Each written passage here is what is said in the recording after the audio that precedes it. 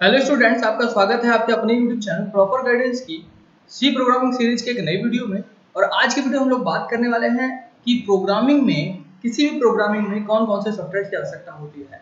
आप चाहे सी प्रोग्रामिंग सीख रहे हो, चाहे पाइथन सीख रहे हो, चाहे HTML सीख रहे हो, चाहे जावा सीख रहे हो, आप दुनिया की कोई भी प्रोग्रामिंग सीख रहे हो, आपको कौन कौन से सॉफ्टवेयर की आवश्यकता होगी। इससे पिछले वीडियो हम लोगों ने बात की थी कि प्रोग्रामिंग लैंग्वेज क्या होती है, कितने तरह की होती हैं और वो कैसे काम करती हैं। अगर आपने वो वीडियो नहीं देखा है तो आपको उसका लिंक हमारे डिस्क्रिप्शन में मिल जाएगा। और साथ ही अगर अभी तक आपने हमारे चैनल को सब्सक्राइब नहीं किया तो आपको बता दूं कि हमारे चैनल में आपको सी प्रोग्रामिंग की एक कंप्लीट क्लास मिलने वाली है और साथ में ही डे बाय डे के आपको नोट्स भी मिलने वाले हैं। तो चैनल को जल्दी सब्सक्राइब कर लीजिए और हम लोग वीडियो शुरू करते हैं। तो आज का जो वीडियो है वो है सी प्रोग्रामिंग में इस्तेमाल होने वाले सॉफ्टवेयर के बारे में। सी प्रोग्रामिंग है क्या, किसी भी प्रोग्रामिंग में इस्तेमाल होने वाले सॉफ्टवेयर के बारे में।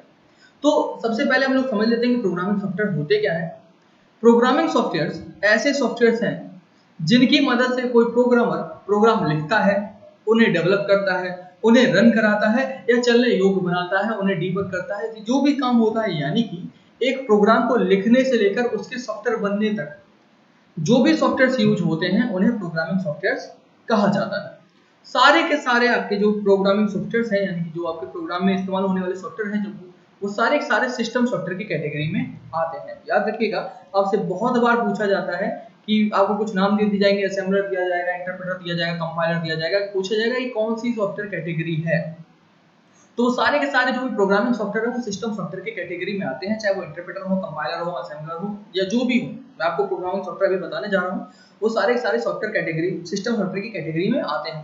लेकिन बहुत सारे लोग इनको एक अलग कैटेगरी देते हैं कि ये प्रोग्रामिंग सॉफ्टवेयर है, लेकिन नहीं। हम लोग की तीन बेसिक कैटेगरी है: एप्लीकेशन सॉफ्टवेयर, सिस्टम सॉफ्टवेयर और यूटिलिटीज। लेकिन एक चौथी सॉफ्टवेयर हमारी श्रेणी और आती है मैलवेयर की, लेकिन वायरस है तो मैं उसे यहाँ पे काउंट नहीं कर रहा हूँ। ठीक है, तो हमारी बेसिक तीन श्रेणियां हैं, कौन कौन सी? सिस्टम सॉफ्टवेयर, एप्लीकेशन सॉफ्टवेयर और यूटिलिटीज। और जो भी आपके प्रोग्रामिंग सॉफ्टवेयर वो सारे सारे सिस्टम सॉफ्टवेयर में काउंट होते हैं। तो फिर से समझ लीजिए, वो सभी सॉफ्टवेयर जो किसी प्रोग्राम को बनाने, डेवलप करने, मेंटेन करने, डीबग करने में काम आते हैं, प्रोग्रामिंग सॉफ्टवेयर कहलाते हैं। और आपके प्रमुख प्रोग्रामिंग सॉफ्टवेयर कुछ इस तरह से हैं। देख लीजिए, आपके जो भी प्रमुख प्रोग्रामिंग सॉफ्टवेयर हैं वो कुछ इस तरह से हैं। देखिए, सबसे पहले हैं आते हैं आपके टेक्स्ट एडिटर। सबसे पहले आपके आते हैं टेक्स्ट एडिटर। ठीक है, उसके बाद आपके आते हैं assembler, text editor, assembler, interpreter. उसके बाद आता है कंपाइलर। नेक्स्ट है आपका लिंकर। उसके बाद आता है आपका लोडर। फिर आता है आपका डीबगर और IDE। IDE का पूरा नाम है इंटीग्रेटेड डेवलपमेंट एनवायरनमेंट। ठीक है, ये आपके प्रमुख प्रोग्रामिंग सॉफ्टवेयर हैं जिनका आपको प्रयोग इस वीडियो में देखने को मिलेगा कि क्या होते हैं और कैसे काम करते हैं। तो सबसे पहले हम लोग बात कर लेते हैं टेक्स्ट एडिटर्स के बारे में कि टेक्स्ट एडिटर्स क्या होते हैं। तो सबसे पहले हम लोग बात करेंगे टेक्स्ट एडिटर्स के बारे में। टेक्स्ट एडिटर क्या होते हैं? टेक्स्ट एडिटर आपको अच्छे से पता है कि भाई सभी सॉफ्टवेयर जहाँ पे आप टेक्स्ट लिख सकते हैं। क्या लिख सकते हैं? आप टेक्स्ट लिख सकते हैं, ABCD। जैसे मैं ये अभी लिखा हूँ ना, ये भी एक तरह से आप टेक्स्ट एडिटर कह सकते हो, बट ये आपको यहाँ पे आप हैंड राइटिंग से भी लिख सकते हो, टेक्स्ट से भी लिख सकते हो। बट जहां पे आप टेक्स्ट लिख पाओ, यानी कि प्रोग्राम आप बनाओगे ना, प्रोग्राम में आप लिखोगे तो कुछ ना कुछ टेक्स्ट, चाहे आप 0 या 1 लिखो, चाहे आप इंग्लिश के फॉर्म में लिखो, कुछ भी लिखो, आप कुछ ना कुछ तो टेक्स्ट लिखोगे। और लिखने के लिए आपको जिस सॉफ्टवेयर की जरूरत होती है उसे हम लोग कहते हैं टेक्स्ट एडिटर। टेक्स्ट एडिटर एक तरह का कंप्यूटर प्रोग्राम है जिसकी मदद से आप किसी भी टेक्स्ट को एडिट कर सकते हो, और आपका जो प्रोग्राम होगा वो भी टेक्स्ट के रूप में ही होता है। ठीक है, तो इसके लिए भी आपको टेक्स्ट एडिटर की आवश्यकता होती है, यानी कि प्रोग्राम लिखने के लिए आप जिन सॉफ्टवेयर की उपयोग करते हैं उन्हें टेक्स्ट एडिटर्स कहा जाता है। तो सबसे ज्यादा प्रयुक्त होने वाला आपका टेक्स्ट एडिटर जो है वो माइक्रोसॉफ्ट नोटपैड है। ठीक है, क्योंकि ये आपके प्रोग्राम के आपके जो ऑपरेटिंग सिस्टम है उसके साथ मिलता है। लेकिन नोटपैड प्लस प्लस, ठीक है, लाइम एडिटर और आजकल बहुत सारे टेक्स्ट एडिटर्स मार्केट में अवेलेबल हैं जिनके प्रयोग से आप किसी भी प्रकार के प्रोग्रामिंग में प्रोग्राम को टाइप कर सकते हैं। चलिए अगला देखते हैं। अगला है हमारा असेंबलर। असेंबलर, जैसे मैंने पिछले वीडियो में आपको बताया था कि असेंबली लैंग्वेज को मशीन लैंग्वेज में बदलने के लिए, यानी कि असेंबली लैंग्वेज को मशीन कोड में बदलने के लिए आप लोग जिस सॉफ्टवेयर का प्रयोग करते हो उसे असेंबलर कहा जाता है। ठीक है, असेंबली भाषा में लिखे गए कोड को मशीन भाषा में बदलने के लिए जिस सॉफ्टवेयर का प्रयोग किया जाता है उसे क्या कहते हैं? उसे हम लोग असेंबलर कहते हैं। ठीक है, ये मैं आपको बता चुका था। आगे देखिए, अगला सॉफ्टवेयर हमारा इंटरप्रेटर। इंटरप्रेटर बहुत ही अच्छा सॉफ्टवेयर है और उसके बहुत ही काम आने वाला है, लेकिन सी प्रोग्रामिंग इसका कोई यूज नहीं है, बट मैं आपको पढ़ा देता हूँ इसके लिए, क्योंकि आपके एग्जाम से बहुत ज़्यादा पूछा जाता है, आपसे भी बहुत ज़्यादा पूछा जाता है कि इंटरप्रेटर क्या होता है, कंपाइलर क्या होता है। ठीक है, इंटरप्रेटर क्या होता है, कंपाइलर क्या होता है, और साथ ही में आपसे पूछा जाता है कि इंटरप्रेटर कंपाइलर में अंतर बताइए। ठीक है, तो हम लोग अब बात करने वाले हैं इंटरप्रेटर के बारे में। तो इंटरप्रेटर क्या होता है देख लीजिए। इंटरप्रेटर भी देखिए, असेंबलर, इंटरप्रेटर और कंपाइलर तीनों आपके ट्रांसलेटर प्रोग्राम है, यानी कि तीनों कुछ ना कुछ ट्रांसलेट करते हैं। ओके, तो इंटरप्रेटर भी क्या आपका ट्रांसलेटर प्रोग्राम। ये ट्रांसलेट क्या करता है आपको बता दूं, ये हाई लेवल लैंग्वेज को बदलता है लो लेवल लैंग्वेज में, हाई लेवल लैंग्वेज को लो लेवल लैंग्वेज में, यानी कि मशीन कोड में। ठीक है, लेकिन इसमें कुछ अंतर है, हाई लेवल को लो लेवल में आपका कंपाइलर भी बदलता है, हाई लेवल को लो लेवल में कंपाइलर भी बदलता है, लेकिन इसमें कुछ अंतर है। ठीक है, समझिएगा। इंटरप्रेटर क्या करता है, इंटरप्रेटर आपके हाई लेवल लैंग्वेज में लिखे गए कोड को लाइन बाय लाइन ट्रांसलेट करता है और उन्हें रन कराता जाता है, यानी कि इस लाइन को पढ़ेगा और इसको रन करा देगा डायरेक्ट, यानी कि आपका जो इंटरप्रेटर है वो डायरेक्ट प्रोसेसर के साथ कम्युनिकेट करता है। ठीक है, आप एक लाइन पढ़ेगा और रन करा देगा, एक लाइन पढ़ेगा रन करा देगा, अगली लाइन पढ़ेगा रन करा देगा, पढ़े के बाद ट्रांसलेट करके रन कर देगा, यानी सीधा सीधा रन कर देगा, कोई भी इंटरमीडिएट फाइल नहीं बनेगी, कोई भी इंटरमीडिएट फाइल नहीं बनेगी, ये हाई लेवल लैंग्वेज को सीधा रन करा देता है, ये समझ लीजिए, ये हाई लेवल लैंग्वेज के प्रोग्राम को सीधा सीधा एग्जीक्यूट करा देता है, कोई भी इंटरमीडिएट फाइल नहीं बनती है। और ये क्या करता है, एक एक लाइन को रन करा देता है, तो इसकी प्रोसेस थोड़ी सी स्लो हो जाती है, प्रोसेस स्लो हो जाती है, लेकिन एक एक करके रन कराता जाता है, तो मेमोरी आपकी बचत होती है, मेमोरी की आपकी बचत होती है। तो इंटरप्रेटर आपका बहुत ही महत्वपूर्ण सॉफ्टवेयर है। ठीक है, ये क्या करता है, हाई लेवल लैंग्वेज को लो लेवल बदलता है, लेकिन कैसे, ये एक एक लाइन को पढ़ता जाता है और रन कराता जाता है, डायरेक्ट रन कराता जाता है, कोई भी इंटरमीडिएट फाइल नहीं बनेगी आपकी। ठीक है, और आपकी जो HTML और पाइथन प्रमुख उदाहरण है जो इंटरप्रेटर का यूज करते हैं, HTML और पाइथन, HTML और पाइथन। ओके, HTML और पाइथन क्या बताया, एक एक लाइन को ट्रांसलेट करेगा और रन कराएगा। ठीक है, तो चलिए हम लोग अगले सॉफ्टवेयर की तरफ बढ़ते हैं। अगला सॉफ्टवेयर है हमारा कंपाइलर। अगला सॉफ्टवेयर है हमारा कंपाइलर। कंपाइलर के बारे में बात करते हैं। अभी आपने इंटरप्रेटर के बारे में पढ़ा, इंटरप्रेटर क्या है, हाई लेवल को बदलता है लो लेवल में। कैसे लो लेवल में, ट्रांसलेट करेगा और बदल देगा, ट्रांसलेट करेगा और उसे रन करा देगा। ठीक है, अब हम बात कर लेते हैं कंपाइलर के बारे में। कंपाइलर भी आपका एक ट्रांसलेटर प्रोग्राम, कंपाइलर भी आपका एक ट्रांसलेटर प्रोग्राम है, और ये भी हाई लेवल लैंग्वेज को बदलता है लो लेवल में, हाई लेवल को बदलता है लो लेवल में, लेकिन थोड़ा सा इसमें चेंजमेंट है। क्या कि कंपाइलर आपके प्रोग्राम को ट्रांसलेट करता है। मान लीजिए आपका सोर्स कोड है, आपको पता है हाई लेवल लैंग्वेज में लिखे गए कोड को क्या बोलते हैं, सोर्स कोड कहते हैं। ठीक है, मान लीजिए आपका सोर्स कोड है, ये सोर्स कोड को बदलता है ऑब्जेक्ट कोड में। इसमें बदलता है ऑब्जेक्ट कोड में, जो कि रन होने की पर्याप्त स्थिति में नहीं है। सोर्स कोड आपका बदला जाता है ऑब्जेक्ट कोड में, लेकिन ये रन नहीं होता है, ऑब्जेक्ट कोड रन नहीं होता है। ऑब्जेक्ट कोड को रन होने के लिए कुछ और फाइल्स की आवश्यकता होती है, कुछ और फाइल्स की आवश्यकता होती है, जब तक ये ऑब्जेक्ट कोड के साथ नहीं लगती है तब तक ये रन नहीं होता है। ठीक है, तो कंपाइलर क्या करता है, कंपाइलर किसी प्रोग्राम को ट्रांसलेट करके एक intermediate code object code generate करता है, जो कि किसी भी कंप्यूटर पर रन होने में संभव नहीं है, यानी कि वो डायरेक्टली रन नहीं होता। ऑब्जेक्ट कोड जब जनरेट किया गया है तो ये रन नहीं होगा, समझ लीजिएगा कि कंपाइलर जब ट्रांसलेट करता है किसी प्रोग्राम को तो वो रन नहीं होता। ठीक है, और ये कंपाइलर क्या करता है, आपके प्रोग्राम को पूरा एक बार में ट्रांसलेट कर देता है, यानी कि आपने जितनी भी लाइनें लिखी हुई है सारी की सारी एक बार में ट्रांसलेट कर दी जाएंगी।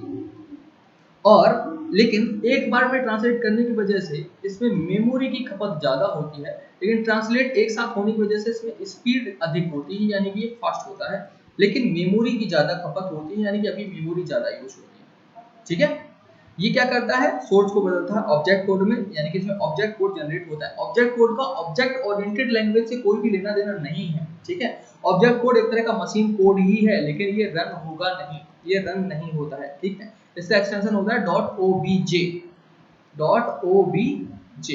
ओके, असेंबलर क्या करता है, असेंबलर को बता दूं, मैं फिर से बता दूं, असेंबलर क्या करता है, आपके निमोनिक्स कोड को, निमोनिक्स मतलब असेंबली भाषा में लिखे कोड को बदलता है किसमें, मशीन कोड में, और वो डायरेक्ट रन होता है, मशीन कोड में वो डायरेक्ट रन होता है। कंपाइलर क्या करता है, इंटरप्रेटर क्या करता है, इंटरप्रेटर बदलता है हाई लेवल लैंग्वेज यानी कि सोर्स कोड को मशीन कोड में, और वो भी डायरेक्ट रन होता है। ठीक है, लेकिन कंपाइलर क्या करता है, सोर्स कोड को बदलता है ऑब्जेक्ट कोड में, जो कि डायरेक्ट रन नहीं होता है। ठीक है, इसके लिए कुछ और फाइल की आवश्यकता होती है, कुछ और सॉफ्टवेयर की आवश्यकता होती है, जिसे मैं अगले वीडियो में बताऊंगा, क्योंकि इस वीडियो में अगर मैं बताऊंगा तो वीडियो बहुत ज्यादा लंबा हो जाएगा। तो अभी के लिए अगले वीडियो में लोग बात करते हैं इसके बारे में। और आपसे एक बहुत ज्यादा क्वेश्चन पूछा जाता है आपके एग्जाम्स में कि कंपाइलर और इंटरप्रेटर में अंतर बताएं। कंपाइलर और इंटरप्रेटर में क्या अंतर होता है? ठीक है, आपसे बहुत ज्यादा ये क्वेश्चन पूछा जाता है कि कंपाइलर और इंटरप्रेटर में क्या अंतर होता है। तो इसके लिए आपको जो डिस्क्रिप्शन में नोट्स दिए गए हैं आप उन्हें पढ़ सकते हैं। ठीक है, जैसा कि मैं आपको बता देता हूँ कुछ अंतर। जैसा मैंने अभी आपको बताया था कि आपका जो कंपाइलर होता है वो एक बार में ही पूरे प्रोग्राम को ट्रांसलेट करता है, जबकि इंटरप्रेटर एक एक स्टेटमेंट को ट्रांसलेट करता है। ठीक है, कंपाइलर क्या करता है, आपने जितनी भी लाइन लिखी हुई है सबको एक बार में ट्रांसलेट कर देगा, और इंटरप्रेटर सबको एक एक करके ट्रांसलेट करता है और रन कराता है। ठीक है, ये है कंपाइलर और ये है इंटरप्रेटर। उसके बाद इसकी स्पीड ज्यादा है क्योंकि एक बार में ट्रांसलेट कर देता है, और ये एक एक करके करता है तो इसकी स्पीड कम है, इसकी स्पीड थोड़ी सी कम है। ओके, स्पीड इसकी कम है, लेस, और इसकी ज्यादा है, इसकी ज्यादा है और इसकी कम है। और इसके ट्रांसलेट के दौरान एक इंटरमीडिएट फाइल बनती है जिसे हम लोग क्या बोलते हैं, ऑब्जेक्ट कोड। इसके कंपाइल के दौरान क्या बनता है, एक ऑब्जेक्ट कोड बनता है, जबकि इसमें डायरेक्ट प्रोग्राम रन होते हैं, डायरेक्ट रन होते हैं। जबकि कंपाइलर में क्या बनता है, इंटरमीडिएट फाइल बनती है, एक और फाइल बनती है। ठीक है, सोर्स कोड के अलावा, जो कि रन नहीं होती। ये डायरेक्ट रन कराता है, ये डायरेक्ट रन नहीं कराता। ठीक है, अब क्या होगा, जब इसमें ऑब्जेक्ट फाइल बनेगी तो कुछ ज्यादा मेमोरी चाहिए, इसमें ज्यादा मेमोरी लगती है और इसमें कम मेमोरी लगती है। इसमें गलतियों का पता लगाना कठिन है, एक्चुअली क्या होता है, इसमें गलतियों का पता लगाना थोड़ा सा डिफिकल्ट इसलिए हो जाता है क्योंकि अगर आप कहीं भी छोटी छोटी गलती बार बार कर रहे हो तो एक ही बार दिखाएगा कि यहाँ मिस्टेक है, और जब उसे ठीक कर दो तो अगली मिस्टेक पता चलेगी। इसमें क्या होता है, इंटरप्रेटर में आप जो इस हिस्से में गलती की हो वो हिस्सा आपको तुरंत बता दिया जाए कि यहाँ पे गलती है, यानी कि वो हिस्सा चलेगा ही नहीं, तो आप आसानी से पता लगा पाओगे भाई यहाँ पे मिस्टेक हो रही है हमारी। ठीक है, लेकिन यहाँ पे पूरा प्रोग्राम ही रुक जाता है। अगर आपकी एक भी मिस्टेक है कंपाइलर में तो आपका पूरा प्रोग्राम ही रुकेगा, पूरा प्रोग्राम ही नहीं चलेगा। ठीक है, आगे देखिए, आपका जो कंपाइलर का यूज होता है वो होता है सी, सी प्लस प्लस, जावा, विजुअल बेसिक एक्सेट्रा। और आपका जो इंटरप्रेटर यूज होता है वो होता है HTML, CSS, जावा, जावास्क्रिप्ट। हाँ, जावा में भी आपका इंटरप्रेटर का यूज होता है। जावा कंपाइलर और इंटरप्रेटर दोनों पे काम करती है। ठीक है, याद रखना, HTML, CSS, Python, lisp, perl, ये सारी की सारी प्रोग्रामिंग लैंग्वेजेस इंटरप्रेटर का यूज करती हैं। ठीक है, आई होप आपको समझ में आ गया होगा। अगर आपको समझ में नहीं आया है तो आप इसको दोबारा से रिवाइंड करके देख सकते हैं, और साथ ही हमारा वीडियो जल्दी आने वाला है जिसमें हम और भी प्रोग्रामिंग सॉफ्टवेयर के बारे में बात करने वाले हैं। तो चलिए आपको और बता देता हूं कि आपको क्या करना है। आपको यहाँ से नोट्स आप मिल जाएंगे, आप यहाँ से नोट्स डाउनलोड कर सकते हैं आज की क्लास के, तो जिसमें आपको पता चल जाएगा हम लोग कौन कौन से सॉफ्टवेयर के बारे में पढ़ने वाले हैं। हम लोग यहाँ से पढ़ने वाले हैं, आज हमने टेक्स्ट एडिटर पढ़ा है, असेंबलर पढ़ा है, इंटरप्रेटर पढ़ा है, कंपाइलर पढ़ा है। ठीक है, अगले वीडियो में लोग पढ़ने वाले हैं लिंकर के बारे में, लोडर के बारे में, डीबगर के बारे में और आईडीई के बारे में। ये आपके सॉफ्टवेयर बहुत ही ज्यादा इंपॉर्टेंट है, आपके बहुत सारे पेपर में ये पूछे जाते हैं, खासतौर पर असेंबलर, इंटरप्रेटर, कंपाइलर, इनमें अंतर पूछा जाता है, इन पे ऑब्जेक्टिव क्वेश्चंस बनते हैं। ठीक है, लिंकर लोडर भी आपसे पूछा जाता है, और साथ में यहाँ पे आपको पूरे डिटेल में दिया गया है, आप डिटेल में यहाँ से बाइलिंगुअल है, आप इसे यहाँ से जाके पढ़ सकते हो। और साथ ही साथ यहाँ पे आपको कंपैरिजन भी दिया हुआ है दोनों कंपाइलर और इंटरप्रेटर का। जो सबसे ज्यादा पूछे जाने वाला क्वेश्चन है आपके थर्ड पेपर यानी सी प्रोग्रामिंग लैंग्वेज में, यानी सी प्रोग्रामिंग लैंग्वेज जहां भी आता है इंटरव्यू में या किसी भी एग्जाम में, आप चाहे बोर्ड का एग्जाम दे रहे हो, चाहे आप यूनिवर्सिटी का एग्जाम दे रहे हो, चाहे आप किसी कंपटीशन के लिए एग्जाम दे रहे हो, या आप ओ लेवल का एग्जाम दे रहे हो, आपसे बहुत ज्यादा पूछा जाता है कि कंपाइलर और इंटरप्रेटर में क्या अंतर है। अब समझिए, अगर आप थर्ड पेपर की तैयारी कर रहे हैं तब भी ये क्वेश्चन बनता है, आप फर्स्ट पेपर की तैयारी कर रहे हैं तब भी ये क्वेश्चन बनता है, आप फोर्थ पेपर की तैयारी कर रहे हैं तब भी ये क्वेश्चन बनता है। आप समझ लीजिए आपके लिए कितना महत्वपूर्ण ये क्वेश्चन है। ये लगभग चारों के चारों पेपर में से पूछा जाने वाला है, आप नए सिलेबस में भी। ठीक है, नए सिलेबस यानी कि M1R5 में भी पूछा जाएगा, M2R5 में भी पूछा जाएगा, M3R5 में भी पूछा जाएगा, और M4R5 में भी ये क्वेश्चन आपसे पूछा जाएगा।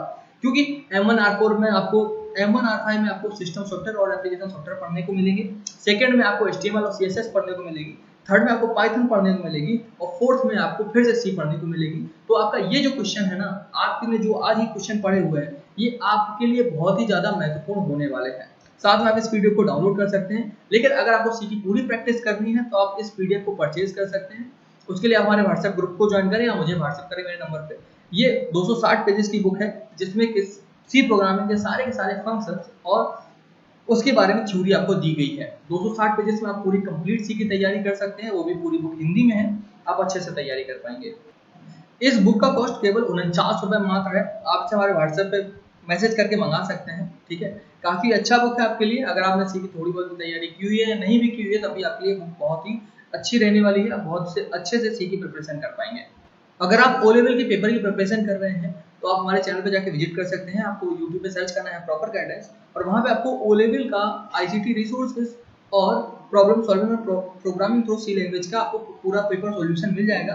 और साथ ही साथ बेसिक कंप्यूटर का भी आपको वीडियोज मिल जाएंगे। तथा अगर आप नए सिलेबस की या पुराने सिलेबस में वेब डेवलपमेंट की तैयारी कर रहे हैं तो उसका भी सीधे आपको मिल जाएगा। आप वहाँ से जाकर उसको फॉलो कर सकते हैं।